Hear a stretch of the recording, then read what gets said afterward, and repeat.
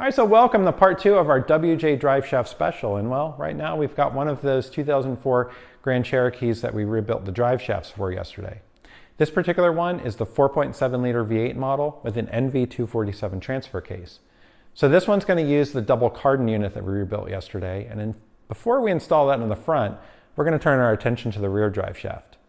Now the good news is between the V8 and the inline 6 models, the configuration of the rear driveshaft should be the same. Doesn't mean that part number interchangeability is there, because you're probably going to have length differences, but the configuration of the ends should be similar. That means a slip yoke coming off of the transfer case and a standard hookup on the rear differential. So to remove it, pretty simple. We're just going to go into the back, we'll remove the strap bolts or whatever's back there, pop that U-joint loose, drop it down and slide it out of the transfer case.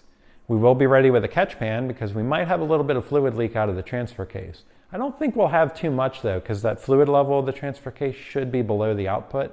But again, we're going to be prepared just in case it does. If it does start leaking out, we can use a tail shaft plug back there, just like you would do on a 2-wheel drive setup when you remove and you have some fluid leaking out of the transmission. So be prepared for that. And worst case, we do have some spare NV247 Mopar fluid for that from when we did our fluid service. Again, let's go ahead and take a look underneath and get started. We'll figure out what we need to do to remove that rear drive shaft. All right, so the first thing we're going to see is that, well, we've obviously got some issues with our output seal on that slip yoke. We've got some wetness back there, so that's something we're going to want to keep an eye on. But again, you can kind of see your drain plug on the bottom and then your fill plug kind of in the middle. So your fluid should all sit below where the output goes. So I don't think we're going to have any problems when we remove this drive shaft. Okay, and then moving to the back. Again, we've got a pretty standard setup. So we should just be able to get those loose and go ahead and remove it. So unfortunately, I don't have the parts to fix that output seal right now. I didn't bother to take a look and see that it was that bad.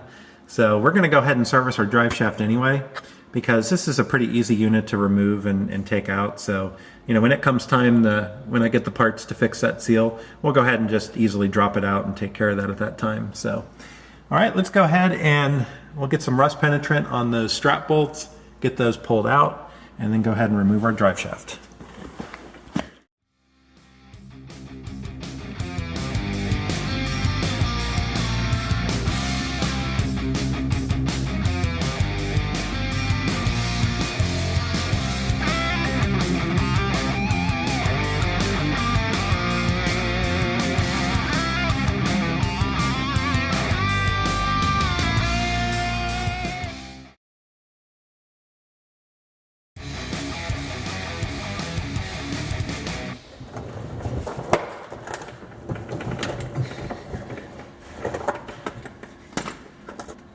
Yeah, let's see if these pop out easy.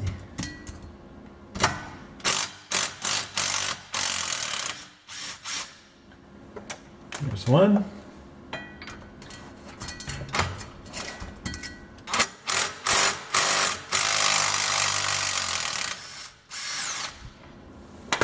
There's two.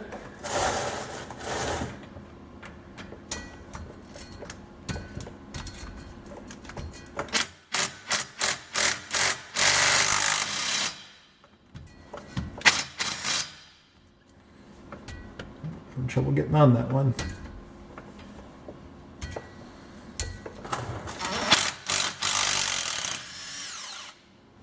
There we go.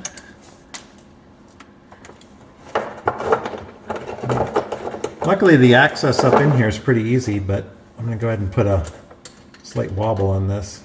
Make sure I'm hitting this one straight on. And these are standard strap bolt sizes back here, so usually they're 5/16 or an 8mm will work. There we go.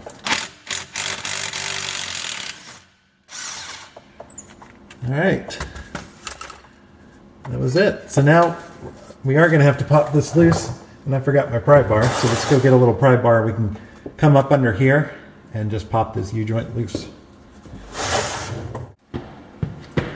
All right, again, I did bring our tail shaft plugs over. We've got a drain pan there. I don't think we're going to need them because, again, it looks like the fluid level is going to be well below, but there could be some fluid hanging out up there. And you know, it's better to be prepared and have these things under the vehicle when you need them then find out that you didn't bring it. Good news is our pinion seal on our differential is nice and dry.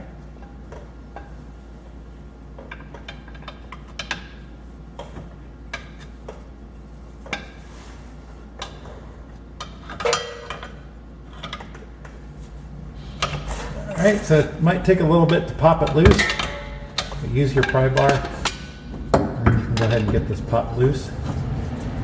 Once you got that, come on in, lift it straight up, slowly pull it out, support the yoke end, and there we go. And the good news is, no fluid leaking. And here's our rear drive shaft for the Grand Cherokee.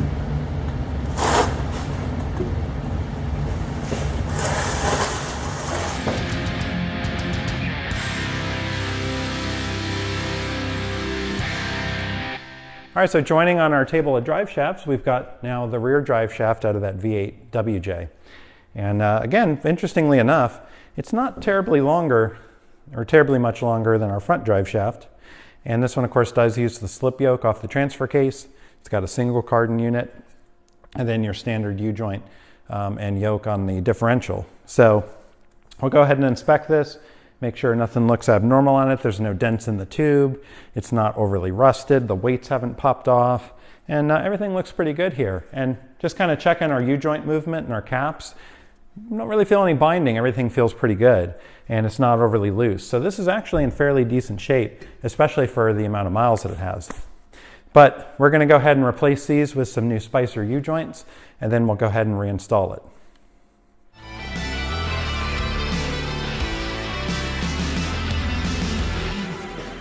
So here's an example of some of the ends you might find on a drive shaft. This is a single cardan with a slip yoke.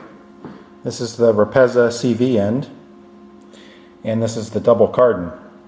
Now, remember, as the vehicle articulates, the length of the drive shaft actually needs to change because, again, Pythagorean theorem, as you move that angle, you're going to have to change the length from those other points. So basically, as your suspension droops down, you're going to have a longer drive shaft, and as it comes up, it's actually going to shorten. So that's what the slip yoke does here. It allows you to have a little bit of movement and still interface with the output of the transfer case. So you're effectively, this is allowing you to change the length of your drive shaft depending on where the suspension is. On the CV version, you've got this piece here. This actually slides in and out, gives you that movement. On the double cardan unit, they put it down here on the front part of the drive shaft. Again, this moves in and out. So all these drive shafts allow you to have that movement through a different manner. And then of course you have your single cardan, again, your Rapezza CV, and your double cardan. And all these use the same on the other end.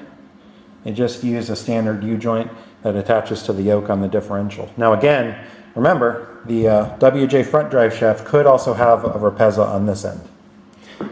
All right, and this rear drive shaft should be similar between the inline 6 and the V8 versions. Again, you might have a difference in length, but the ends, it should use the slip yoke with the single cardan and then your standard setup in the back.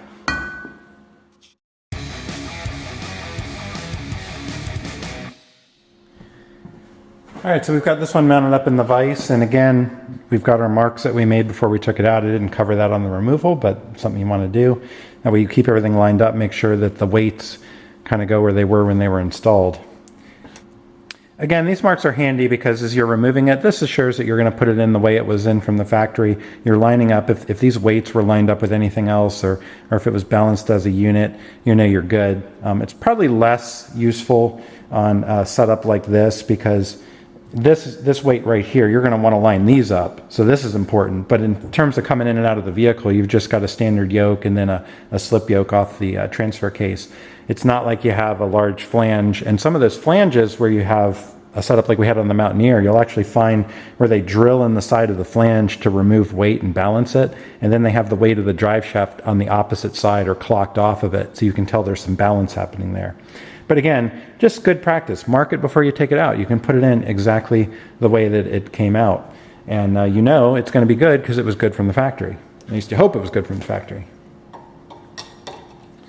All right, so same deal as always. Let's get our snap rings out.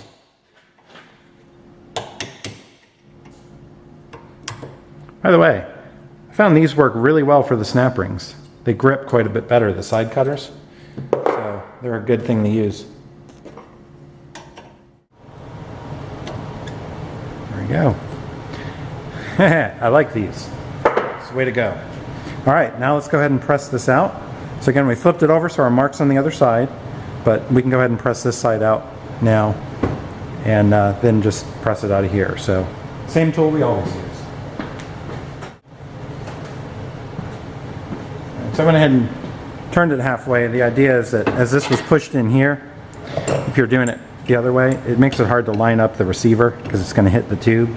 So this way I can hold it this like that, and that'll aid in reinstallation too. So, okay, so go ahead and crank this down, and we can line up the receiver end. You can either look through or sort of feel through. You feel the ridge a little bit all the way around. That lets you know that the cap's going to pass through just fine. So feel ridge all the way around. So we're good to tighten it down.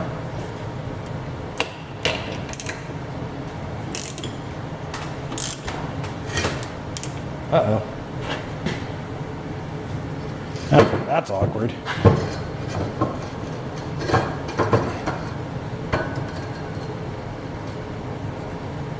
Come on now, stay in there. All right, that's better.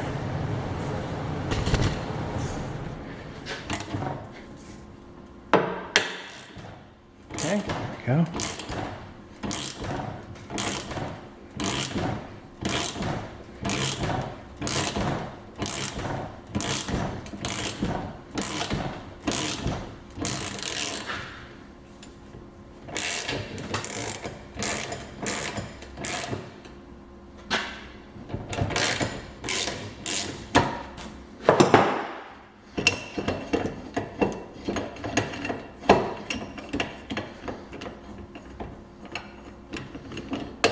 Okay, there we go. As you can see, that pushed out and through. I'll use these channel locks and pop that cap off. And these actually look nice. Just don't look too bad. Okay, and then again, these yokes are a tight fit on these, and looks like we're not going to be able to just slide it out, so it means we're going to have to do like we did yesterday, just carefully make sure we're lined up. Start tapping the cap back through.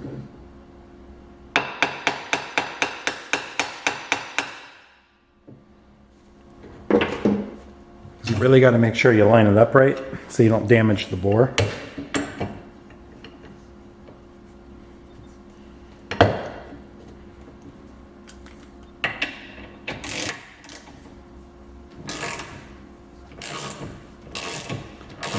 We got it. And this one will just push through the other side. So, I don't know, I have to think about it. I feel like I'm missing something, but I think it's just the way these yokes are designed. It's not really that big a deal. This adds a little step. There we go.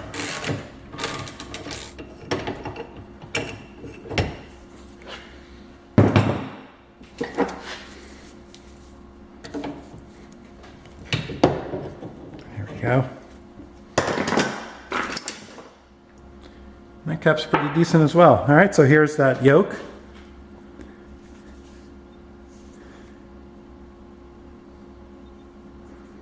There's our mark. I really need to get something better than a gold paint pen. My gold paint pen matches rust too well, but I can see it. I know to look for it. All right, so we'll set that aside, and now we can go ahead and press out this one.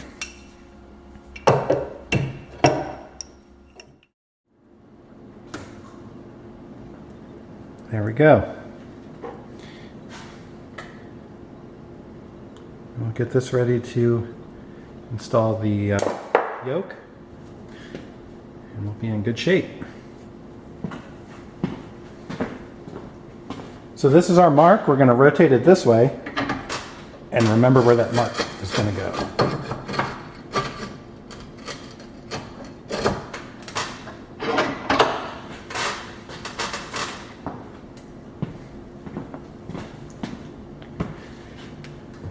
All right, so we're going to clean out our bore holes here. And we'll put a little grease in them. And we'll get ready to install.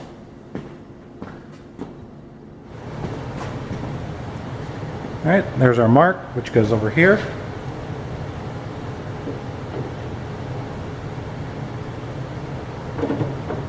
Okay, and there's our part mounted up.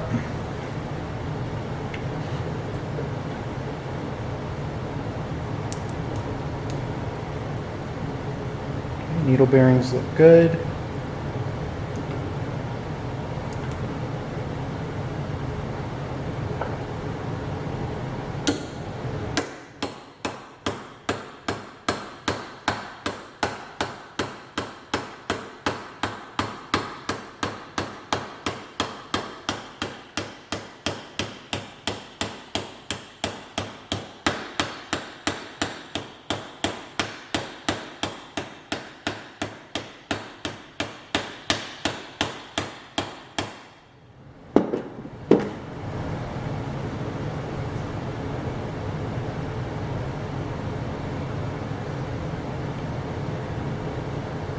We'll line this one up.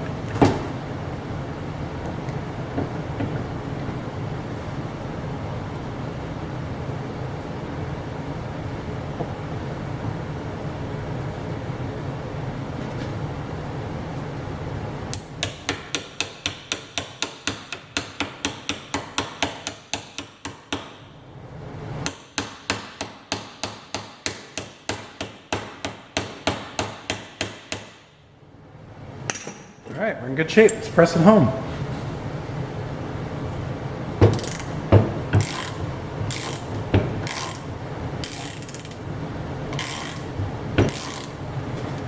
Actually gave us 5 snap rings in that kit. Must have assumed that I was going to make one fly across the garage. Never to be found again, but that hasn't happened yet. But I've still got 2 to install, so.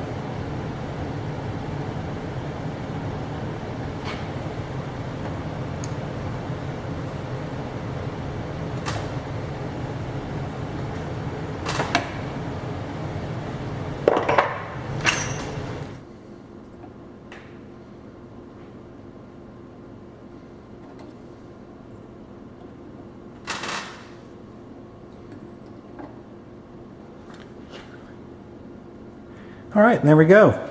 That's the one side complete. Oops, hop. And there we go. There's the one side complete.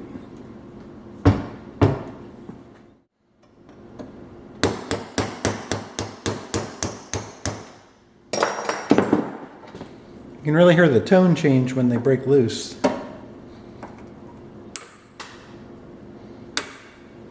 there's one. This one's nice, only 2 snap rings to deal with.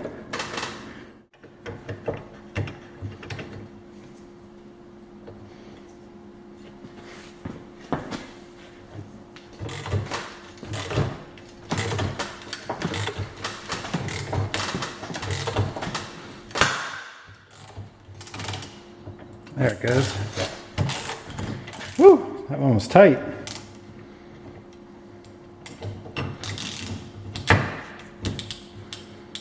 Get this set correctly.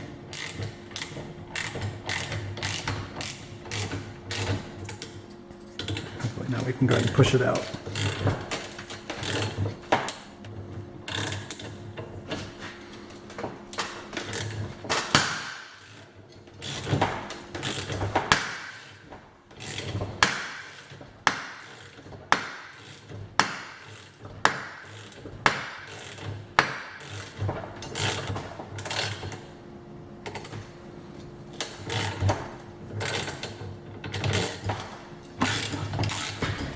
That's a U-joint that was in there since the start and did not want to come out.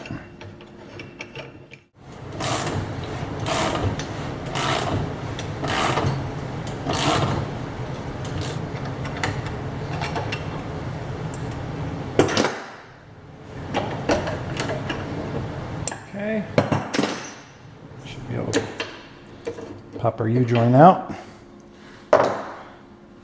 And then this one, we can just go ahead and use our punch and hammer it out. Oh, it was actually loose enough, it fell out. The last one we had to tap it out a little bit. So.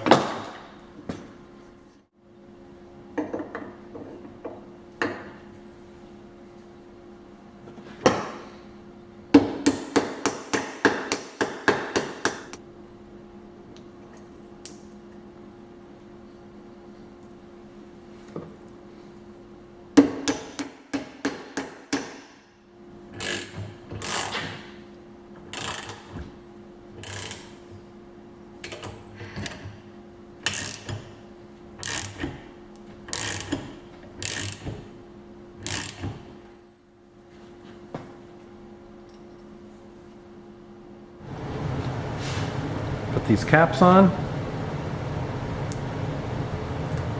Of course, check your needle bearings.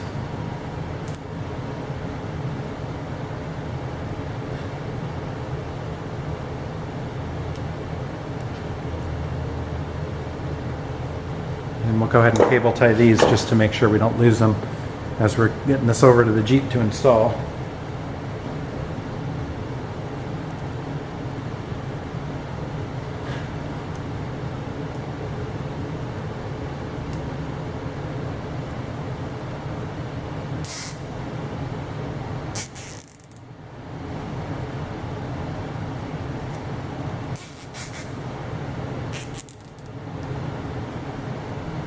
All right, there we go. So, we're all set to install both of our drive shafts back into our Jeep.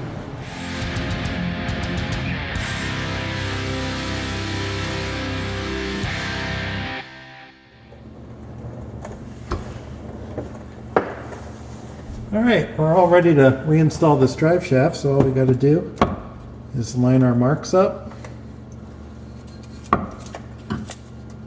Alright, so we're all set and ready to slide this in. Now we've got our transfer case in neutral, so we just got to get our splines aligned. And once we do that, it'll slip in. And then we just come here and pull it out a little bit, set it there. Now I brought our cutters. We're going to cut that cable tie we had put on. Okay, now we know our U-joint caps are good, so basically we're just going to push this in until we get everything aligned. And if we need to spin it a bit, that's why we have it in neutral. And we should be able to straighten out our U-joint. Just get it to fit in there. All right, then go ahead and take your strap bolts and reinstall those. And these will torque once we're all set. We'll do a crisscross pattern to 14 foot-pounds.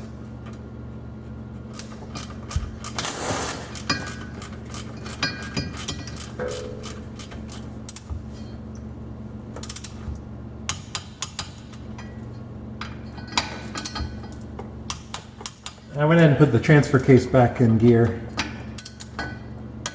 so we'd be able to tighten these. Now we'll just go and double check them.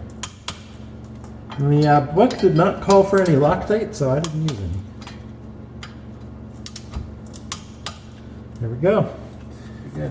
All right, so our rear drive shaft is now back in.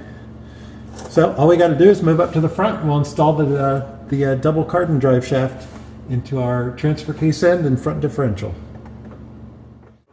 All right, so now we're ready to install our front drive shaft in this WJ. This will be the double Gardan unit that we're going to install.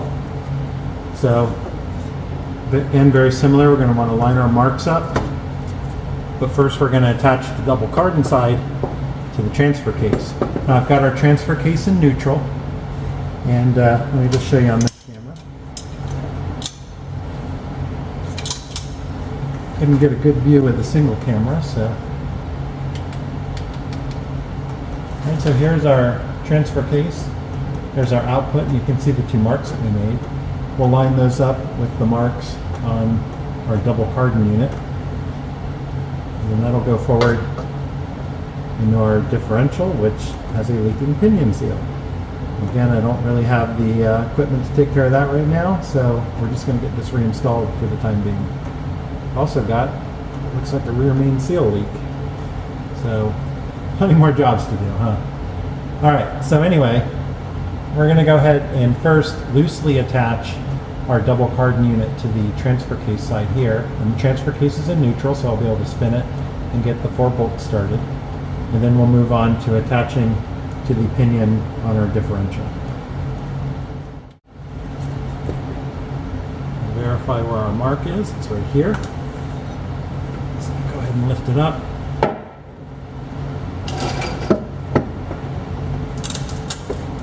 Set it up there just temporarily.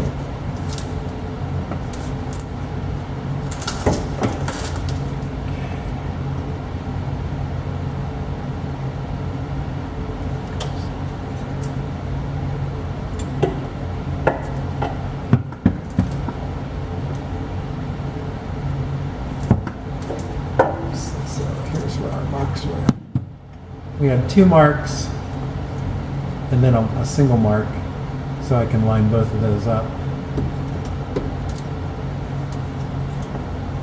There we go. Okay, now that I've got it up there, let's try to get our bolt started.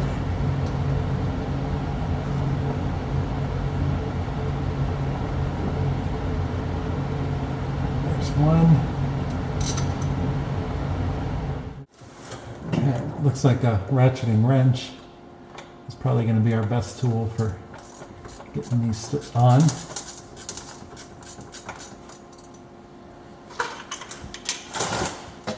Shoot with this camera. And so we kind of got the drive shaft laying there just to make it easy for us. And then we've got our bolt started on our double cardan. Now I'm going to hold it as I'm turning them in, so you might not be able to see. But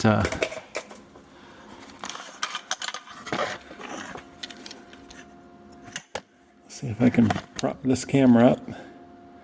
That sort of works. Okay, and I can hold the drive shaft and go ahead and turn these in.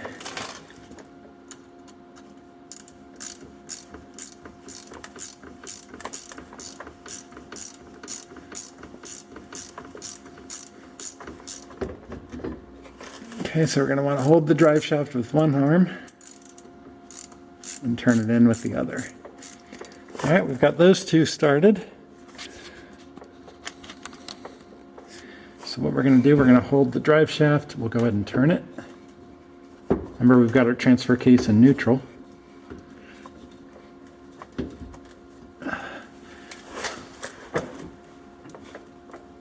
Alright, that way we can get to these 2. And I got 2 more bolts for it. And I'm not going to torque these yet. Just going to get them in loose and started with a good amount of thread on them. So then I can move on and get the pinion side on the differential. And these ratcheting wrenches are great for here because there's not a lot of room to get a socket in. Now you could probably do a 1/4" socket pretty easy. Alright, that's good enough for now.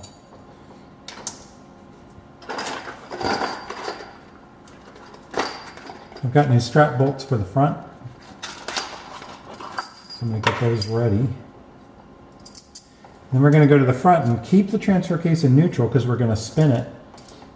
And that'll, since if we still got our front wheels on the ground, we'll still be able to spin it because our transfer case is in neutral. And then we'll go ahead and put, line up our marks and bolt it together. So, okay, there we go. All right, there's our zip ties cut. Now I just got to rotate this. I see our paint mark up here, so I got to line that up with our paint mark that's here. So that's the direction we're going to want to go. Okay, and then push it in. and go ahead and get it set and make sure the caps are in the spots. They'll kind of clip in into the grooves.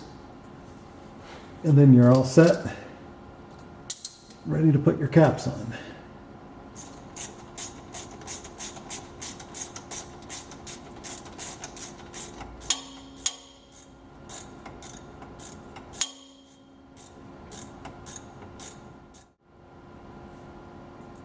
All right, so let's go ahead and get these torqued. So we're going to do 14 foot-pounds on the differential side and 20 foot-pounds on the transfer case side. So we'll do these two first.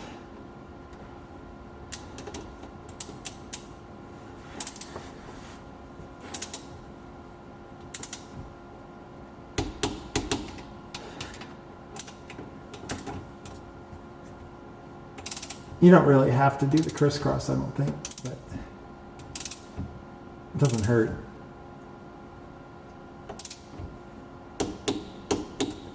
Okay. This is a tight fit to get a 3/8 torque wrench on, and my 1/4 inch, which is an inch pound, that only goes up to 200 inch pounds, and that's not quite going to do it. And I don't want to go above its scale.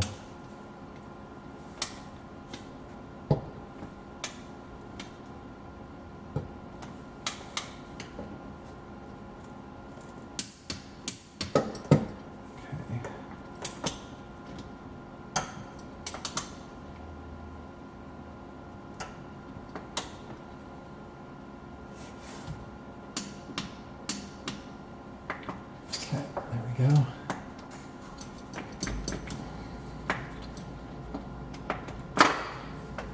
Alright, so that's 2 done on either side. Let's go ahead and put our transfer case in neutral, spin it, and do the others. Alright, so since we hooked up both sides of the drive shaft, we're just going to jack one side of the vehicle up, and since we have an open differential, we can go ahead and spin this so that we can get the last 2. And then we just lower this down. Back on where our jack stands, make sure everything looks good and safe.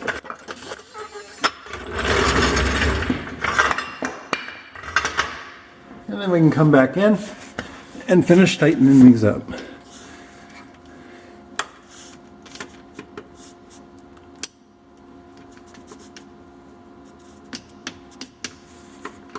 All right, those are done.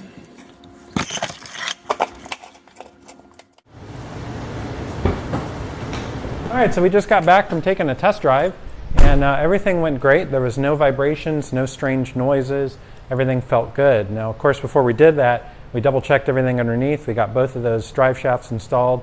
We followed the instructions on the Spicer greasable U-joints to check them after installation.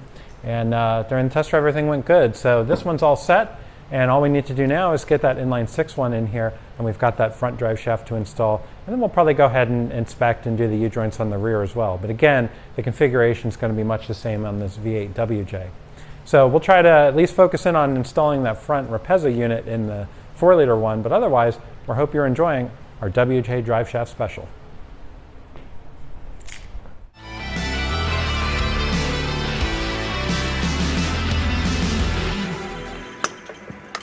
All right, just to close up a few items, we're under our 4-liter WJ, and we had pulled the rear drive shaft out, put in our new U-joints, which we covered in when we did them in the 4.7-liter WJ.